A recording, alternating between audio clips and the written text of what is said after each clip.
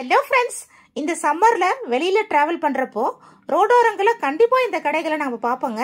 இந்த கடையை பார்த்தாலே நான் நிறுத்தி வாங்கி தர சொல்வேன். அது வேற ஒன்றும் இல்லைங்க, கரும்பு ஜூஸ் தான். அந்த கரும்பு ஜூஸை நம்ம கரும்பே இல்லாமல் வீட்டில் எப்படி ரெடி பண்ணுறதுன்னு சொல்லிட்டு பார்க்கலாம். அதுக்கு தேவையான பொருள் இது எல்லாம் தாங்க: வெல்லம், இஞ்சி, எலுமிச்சைப்பழம், புதினா, இது ஐஸ் கியூப்ஸ்.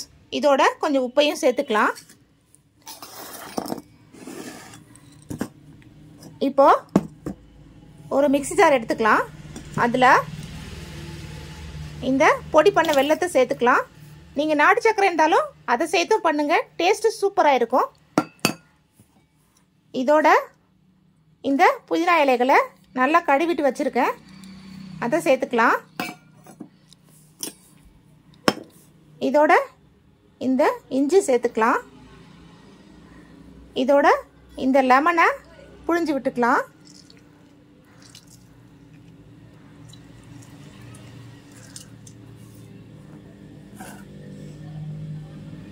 இதோட கொஞ்சம் போல உப்பு சேர்த்துக்கலாம்.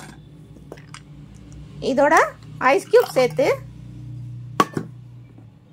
தண்ணி சேர்த்து நல்லா அரைச்சிக்கலாம். அரைச்சாச்சு ஃப்ரெண்ட்ஸ். இப்போ இதை அப்படியே ஒரு ஃபில்டர் வச்சு வடிச்சிக்கலாம்.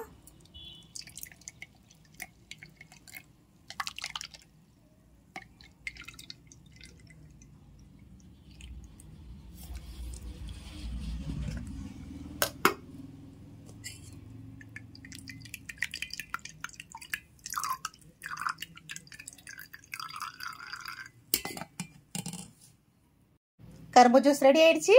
இப்போ டம்ளர்ல சர்வ் பண்ணலாமா?